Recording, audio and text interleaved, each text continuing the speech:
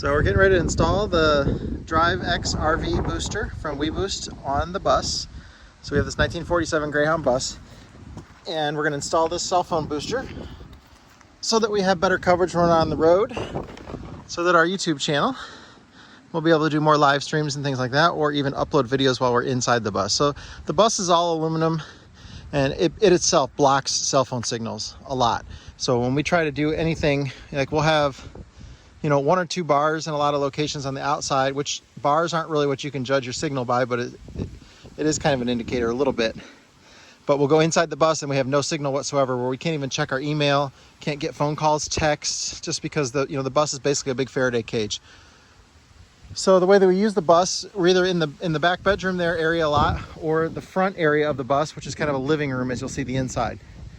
So we're going to mount the antenna. You can't have the inside antenna and the outside antenna close to each other because they create like a feedback loop. So we're going to go ahead and mount the external antenna in the middle area of the bus on the roof. It's not going to be blocked by the air conditioners then. And then we could take the internal antenna on the inside up towards the front or towards the rear of the bus for the use of it. So it won't be too close to it. We'll never use the antenna, the indoor antenna, in the middle of the bus, which is the kitchen and bathroom area.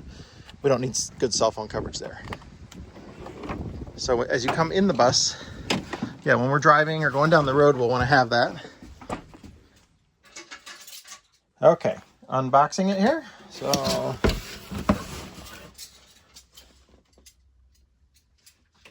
the sample setup thing's pretty good there. I think it just describes what I'm going to do, except I just have a whole extra half of a bus back here, so kind of flipped either way would work fine.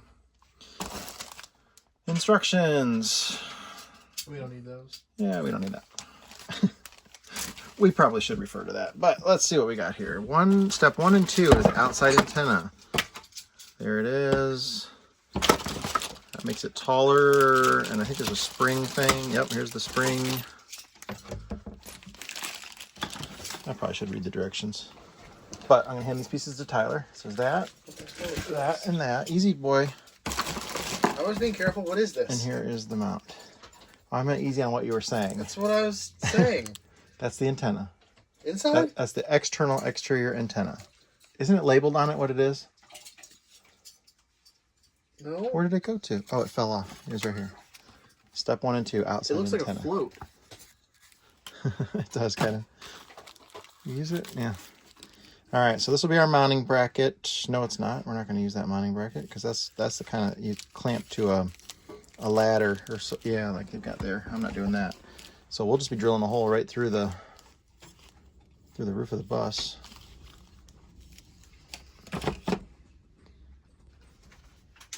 Okay, so we've skimmed through the installation instructions here, and we've decided to opt out of using the extension pole to mount it higher, and also the spring. It's a really stiff spring, and the height that I'm mounting it, it's going to be about the same as my rooftop air conditioners anyway now. So I'm not really worried about hitting it on anything or that kind of thing. So we're going to directly roof mount it in the center of the RV. We made sure that the interior antenna does reach far enough to where the areas where we're going to need it, front and back of the bus. So we'll be good. Not have any kind of interference between the two. So now it's going to be time for me to climb up on the roof and start getting the antenna ready to mount, and then Tyler will do the inside part. He's my helper today, and he doesn't like heights, so I'll be the one on top of the bus. Okay, so I know up here then that plumbing vent is in the wall in the back of the kitchen. So there's a wall that runs this way that's behind the refrigerator. So this is going to mount in the roof over that way towards the middle, and height wise you can see it is about the same, very similar, maybe a half inch taller than the rooftop airs. So I'm not worried about that. It's not down as low as it's going to be, but that's a good height. I'm happy with that. If I get bad signal, well, then I can come up and add the extension to it and I'll be okay. But that's about where it's going to go. So now I got to go find, it did come with the drill bit for a hole saw, but it's a lot bigger than that hole. I don't want to drill that big of a hole, and I'm going to Permatex it up so it doesn't leak. Okay, so in the interior of the bus here, then you can see in the kitchen area there on the ceiling, I have this corrugated metal. So we're going to fold it down. That should be good enough there, Tyler. I really don't want to get cut up though. So that'll come, okay, maybe one more. Yeah, There's only one more in it. Yeah, take that one out. Oh, that's the whole panel. Okay. Yeah.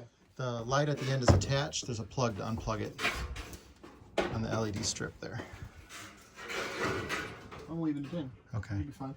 All right, so we do have some insulation on the roof we're gonna have to deal with, but I'm gonna try to. I'll probably have them drill the hole from down here going up through. That way it's in the right spot, so I'm not guessing. I'd say we'll measure from there to there and have you drill down. So But I won't know where I'm at left and right, and I'd really like to be right in the middle there, because we're gonna mount everything on the back wall where the solar controller and all that. The unit itself is gonna be mounted back here.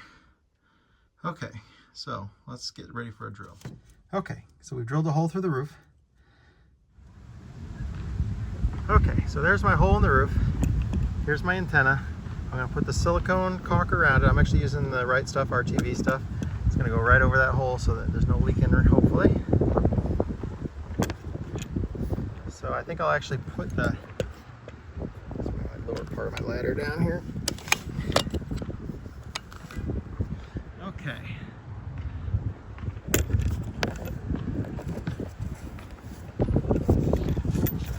Okay, don't pull it yet.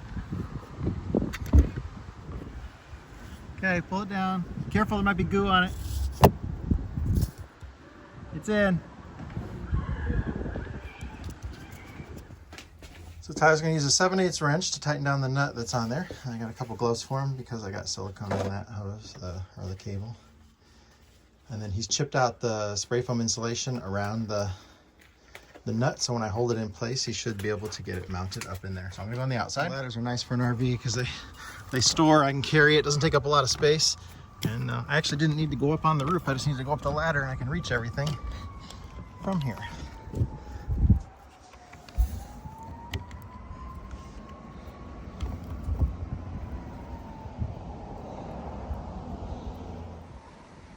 Okay, so we filled the center of that with caulk too, because otherwise water would have went in through that, but it doesn't look the best. But next time I put some Henry's roof coating on here, it'll look good. So again, not 100% the manufacturer's recommended way of installing the antenna, but for our bus, that's what we needed to do. We couldn't have it up any higher, and we don't have any roof mount, rail mounts, like a ladder or anything like that. So there it is. Should be real good for us. Okay, so this is has the wall mount there that we're gonna mount on the wall. And then just, I don't know if it matters which way it clips on or not. Does it matter? I don't think so. Because the outside antenna one, I'd like to go, well, I guess I'll have to bring it in from the bottom if I want it to. It'll drive my wife nuts if the Weboost is upside down on the wall.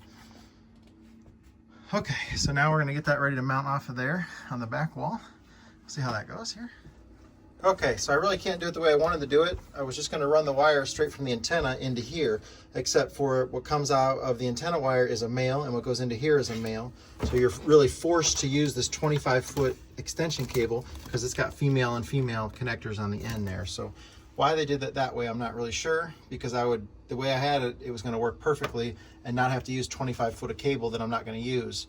So now I gotta have 25-foot extra cable either up in the ceiling or hanging down behind it, which I think I'm gonna opt for the hanging down behind it.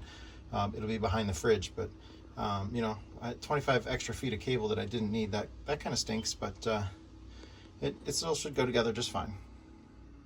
Okay, so we notched out a little bit of that roof there so it doesn't chafe that wire as it comes down through there, and then I'll throw a little dab of silicone so it doesn't move around either. And then that wire is gonna come down and it'll mount right there on the wall. So I'm gonna mount it right on that wall there. So I've got the mount bracket ready, and then it's going to go right in the middle there. Okay, so I got it mounted on the back wall there behind the fridge, and then I'm getting ready to run the power supply for it now. And I'm going to use the 110 power supply because the refrigerator is always plugged into an inverter, so there'll always be power, so I don't need to mess with the 12 volt. It comes off the house system anyways. Okay, so here we are in the bus right now. The Weboost is off. There's no green light on it. And we're going to run the speed test here. So she's showing 2 bars of LTE inside the bus.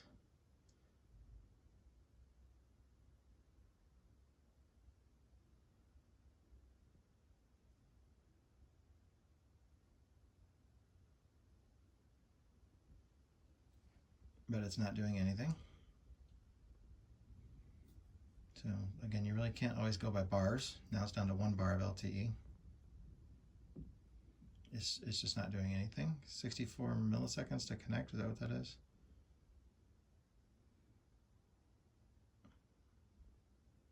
So she has a tiny bit of internet connection.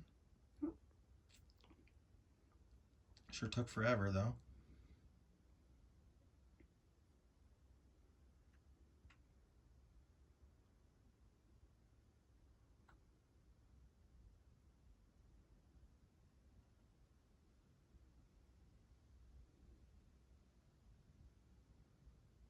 Upload is pretty terrible.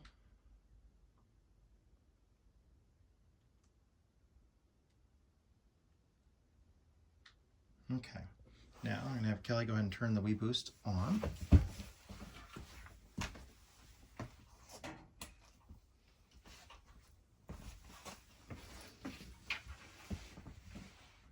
You want to go again? Just a second. Okay, now we have the Weboost on. There's 2 bars of LTE there, and there's a green light on the Weboost up there. So we'll hit go here.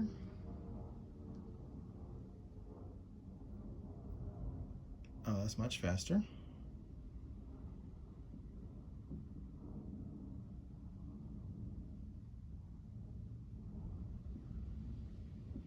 I think the big difference will be the upload speed, if upload stays good.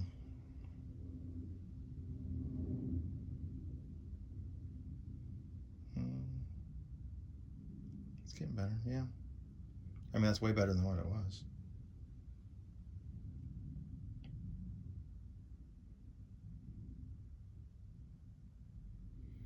So, remember what it was last time?